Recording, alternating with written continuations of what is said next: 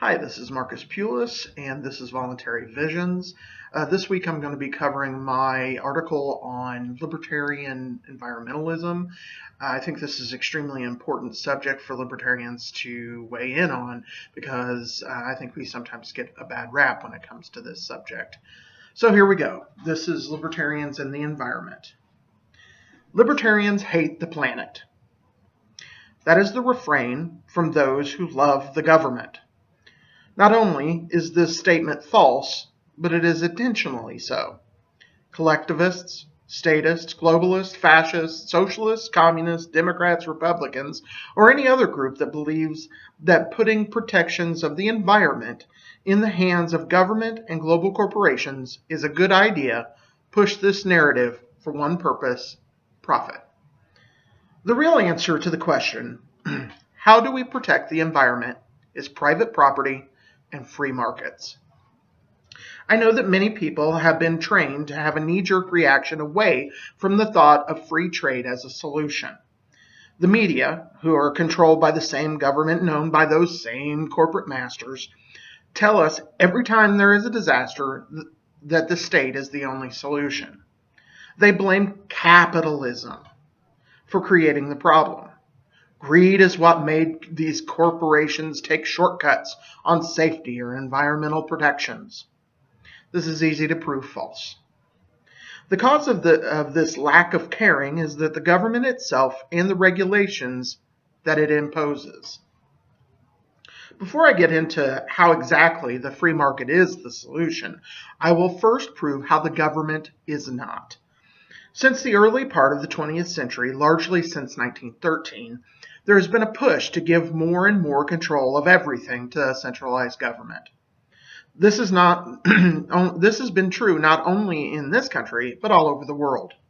The idea of a free market that grew after Adam Smith in 1776 have taken a backseat to regulations and control.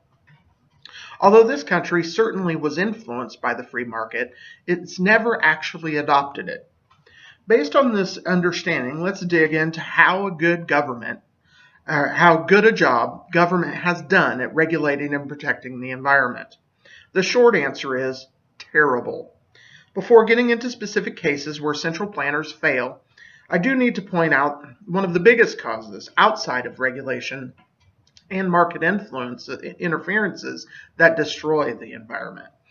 This is namely the ability of any government to dress up its people in silly costumes and have them march over to each other and murder each other over imaginary lines on a map. Today, it is usually over economic control of oil or gold. Obviously, I'm talking about war. Think about all the environmental devastation this practice causes. In World War I, both sides dug trenches all over Europe, spilled all sorts of trash and chemicals everywhere, and even used poison gas not only against each other, but the plants, woods, and nature that the war took place inside of. Take those awful abuses to World War II. The world repeated similar destruction to the environment as well as to people. Our government took it to a whole new level and dropped 2 atomic bombs on Japan. The effects of those 2 bombs are still being felt today. Fast forward to more recent wars. At the end of the first Gulf War, the Iraqi government set oil fields on fire. This pumped poison into the skies. All over the world, our bombs and bullets scattered death to the environment. Imagine the effect that the spent uranium alone has had in Iraq, Yemen, Syria, or in Afghanistan. Quote, "War is the health of the state," is a quote by Randolph Byrne and is certainly true. But war is also the death of a healthy environment. Outside of war, the government and their friends in big business are almost as destructive. The first example is not an outlier, it is a rule. In the Soviet Union, a perfect example of state control, the Aral Sea is a lake that at one time was considered one of the world's most magnificent lakes. The Socialist Environmental Department diverted the 2 rivers that fed the Aral to the surrounding farms in a collectivist plan to grow better crops. The work was completed in the 1960s. The loss of water to the Aral equated to the combined volume of Lake Erie and Lake Huron. Some observers called this ecocide. Most of the environmentalists at the time agreed that it was one of the worst environmental disasters in history. This was a planned disaster, not an accident. Government decided that economics was more important than the environment. Today, the Aral Sea is a pond of poison. The extensive use of pesticides and chemicals in the surrounding farms continue to make it unusable. The nearby government regulated uranium plant stored its waste poorly, and it also added to the destruction. The central planners had managed to destroy the very farms they had set out to, quote-unquote, help. They not only polluted the water, but the air and the land as well. Environmental analyst Philippe Rekowitz, I think I got it right, pointed out that the strip mining of the area under government observation of nickel, copper, and phosphorus destroyed the ecosystem. He continues with explaining that, quote, the sulfur dioxide emissions alone amounted to 600,000 tons per year. The government was not finished with these attacks on Mother Earth. In what was formerly a beautiful Arctic wilderness, the government deforested thousands of acres and devastated the area, causing acid rain and more chemical runoff. I will concede that this is one example, and it is an awful one, but it is not alone. Let's bring this home. At the Gold King mine in Colorado in August of 2015, the Environmental Protection Agency accidentally dumped over 1 million gallons of toxic waste material into the Animas River.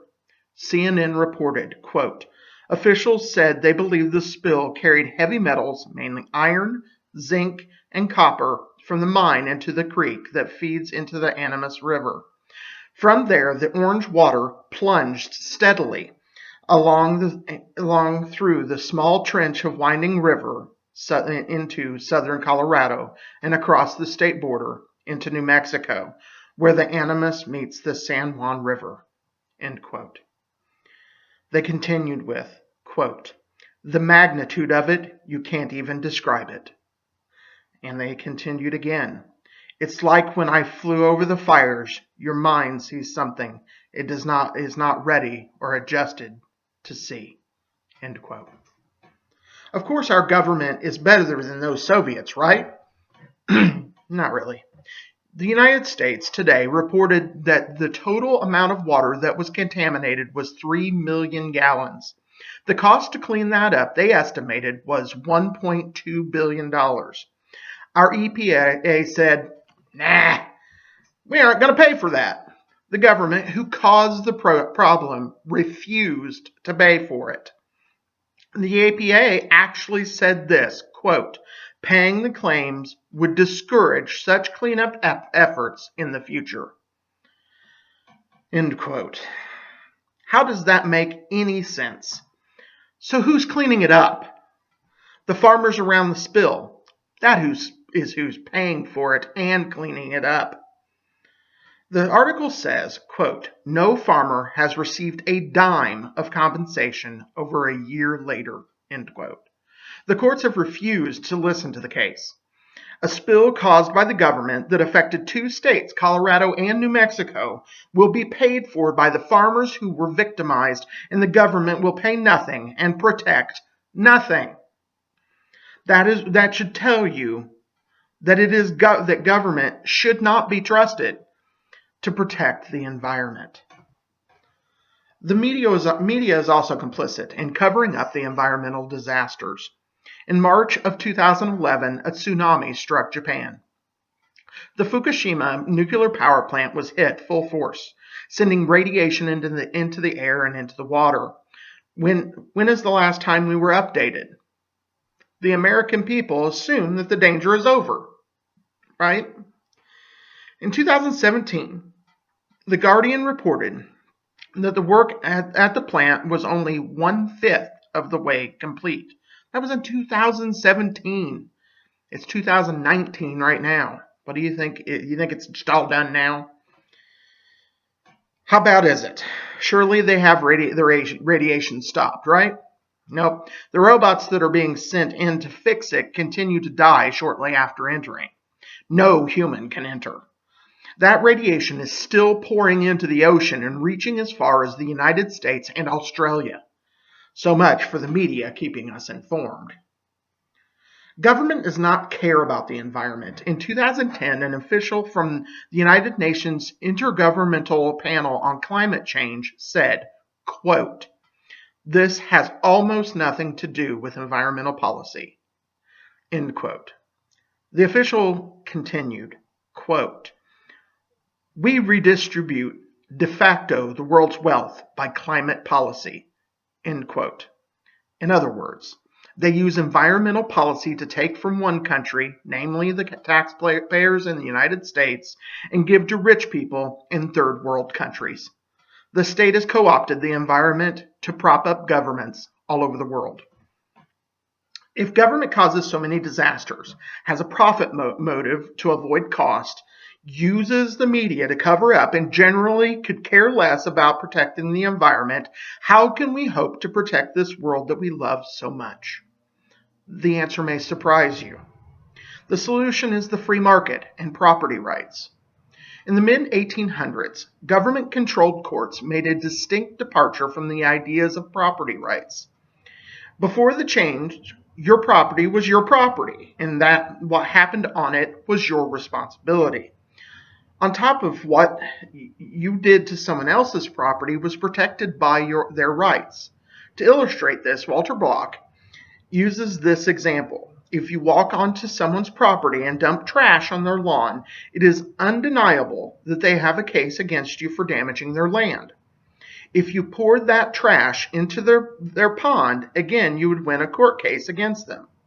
How is it different if you pour out particles from a smokestack or dump it in a stream that feeds your pond?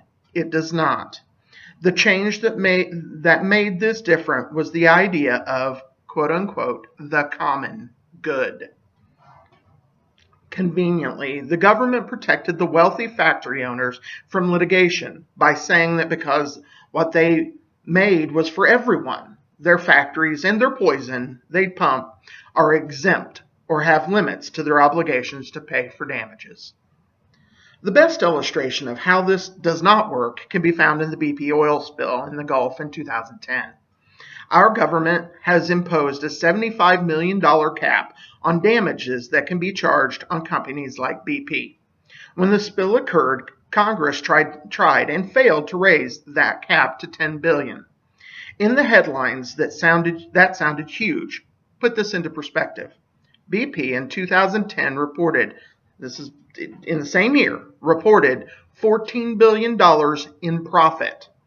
If the government had passed the increase, the stockholders in BP would have had to make do for 1 year on $4 billion of profit.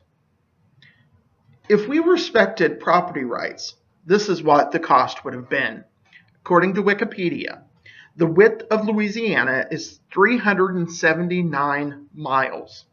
If for every mile of the width of the state, which is the widest at the coast, BP was ordered to pay the property owner the cost to repair the damage, which we can estimate at around $10 million, the cost to the company just for the coast would be $3,790 million. Keep in mind, this spill affected the coasts from Texas to Florida.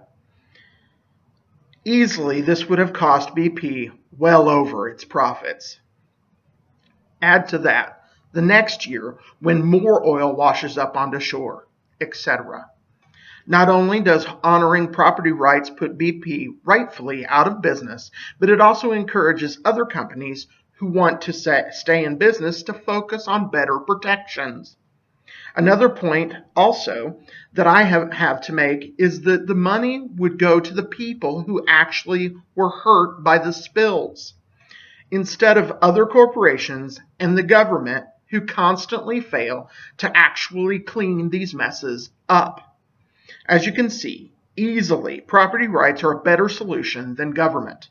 This is just the tip of the iceberg when it comes to how property rights protect the environment.